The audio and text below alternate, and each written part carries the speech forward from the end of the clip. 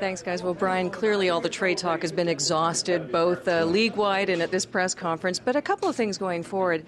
Somebody said you just get to relax now and watch the team. You said, no, you never relax. And I was thinking to myself that in a lot of ways, you're not really familiar with this roster yet in terms of what it will do and can do during the playoffs or a push to the playoffs when the pressure gets on. So there's still a lot that you need to find out about these guys. Yeah, I think we have a pretty good idea of what we're dealing with, and you look at the success we've had and, even some of the failure we've had. You learn about people through that adversity, and we've got a group that's come together. They're supportive of one another. They seem to genuinely like each other and cheer for each other. And, this is just bringing in another quality person that's, potentially going to help us. But now we've got the challenge to integrate a new body and a new person into the fold, and you hope that that's going to come with seamless operation. And knowing what I know about Juan Dixon and what he's capable of doing and his attitude and even what I've heard him say to me on the phone, he's excited about the opportunity. He thinks this is a situation that's, it's going to fit him well, bringing him back to the East Coast. And, there's a lot of positive here. I think he's going to give us that additional score that, Fred initially started out to be. And, just to interrupt for a second, Fred was a terrific player and a terrific person for this organization. I want to thank him for everything he did. And he's excited, genuinely excited about what he's going to now in Portland. It's his hometown, chance to mentor his nephew, which he told me about today. It was a great story, and it felt good that we were part of a workable solution. But when you talk about our team and where we're going, hopefully no one's relaxing because last time I checked, the playoffs hadn't started, and we're not a lock to be in the playoffs. So we've got to keep fighting and keep working our way toward our ultimate goal. I think Juan Dixon is maybe 160 pounds soaking wet, but one thing about Juan Dixon is he is a competitor, and perhaps an underrated part of his game is his defense. Yeah. He had a tough upbringing, going back to the draft. I remember the stories about his, parents, both deceased, and, what he's gone through in his lifetime tends to make you a tougher person and it puts you in a position to deal with the adversity in a different way. He's a great scorer. I'm not sure what kind of a defender he is, but with quickness you can get a lot done. With good team defense you can get a lot done with quickness, and if you apply it the right way, we've got a guy that can play both guard positions, 1 and 2. He can push the ball up the floor in a pinch. He can play the point guard position. I like his streaky scoring ability. Think Eddie House a little bit, a guy that can really put some points on the board, but he does it with a little flair also. So we think his contributions are going to be good for this team. Yeah, and when you talk about him personally, you mentioned his upbringing, 2 heroin-addicted parents who both died of AIDS, his mother when he was 15, father when he was 17. Fortunately for him, he had a very solid family, so they were looked after by relatives. I believe his aunt is now the mayor of Baltimore. But looking back, his way of looking at all of that experience was to say that because of the difficulties his parents had, it gave him an opportunity to become an incredible basketball player because he used that time to go to the court and develop himself as a human being. And he said, it's really not as tragic as it sounds. They actually gave me a gift. So to have that kind of mentality says something about him right there. Yeah, it sounds like a mature individual and someone who, again, has taken a negative and turned it into a positive.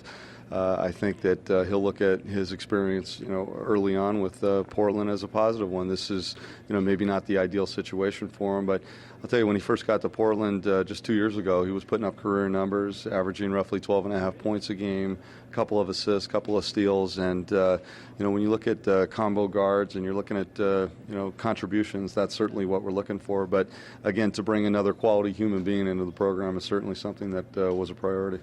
Last question, when you look at the Atlantic Division in particular and the struggles it's had, as a general manager you have 2 views, the short term and the long term. Is it difficult to resist the temptation to want to do more now, seizing the opportunity, and how much was that playing on you as you were entertaining different discussions?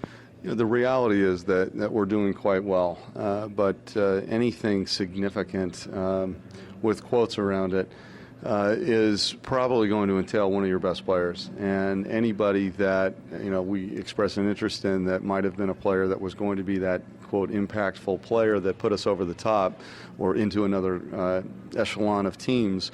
I would tell you that Chris Bosh is not going to go anywhere, and those names that I was targeting or talking about would always, the quick answer was always, well, if Chris Bosh is involved, we'll have a conversation. So that quickly ended any speculation that we were going to do anything major or significant to change the flow. It seemed to maybe have impacted the way the rest of the teams felt too. That, Chicago not wanting to part with the Luol Deng, Memphis not wanting to give up Pau Gasol. What does it say about the league, though, that everybody was so okay to just kind of stand pat, almost stubbornly? My quick analysis is that there are a handful of teams that are considered championship contenders, and then there's the rest of us. And the rest of us is an interesting mix of teams on the rise and teams on the fall. And if you look at the top, those top echelon teams, Steve Nash isn't going to play in Phoenix forever.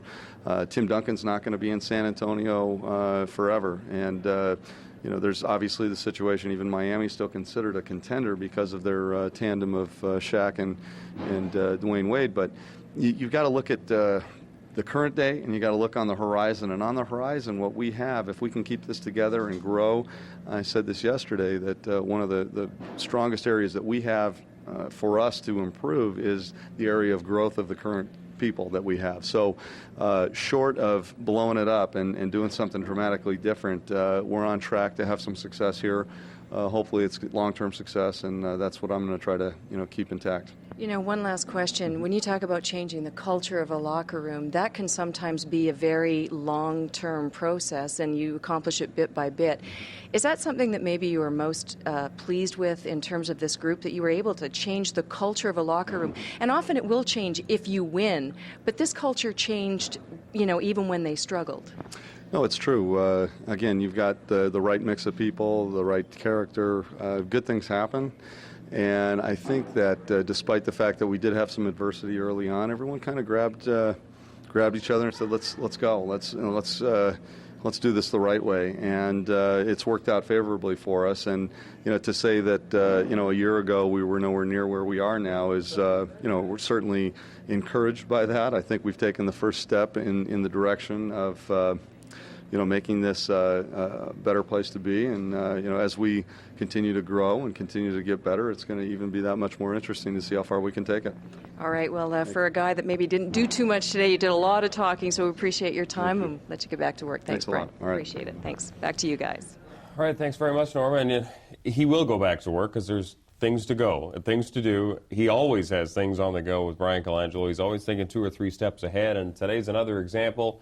If there's going to be any conversations involving Chris Bosh or Bargnani or even T.J. Ford, chances are good that those conversations were left at the door because he's not interested in making too many waves with what exists on this team right now. I agree. And we were talking about this off camera. You think about the fact that you kind of limit your exposure a little bit with the Fred Jones situation.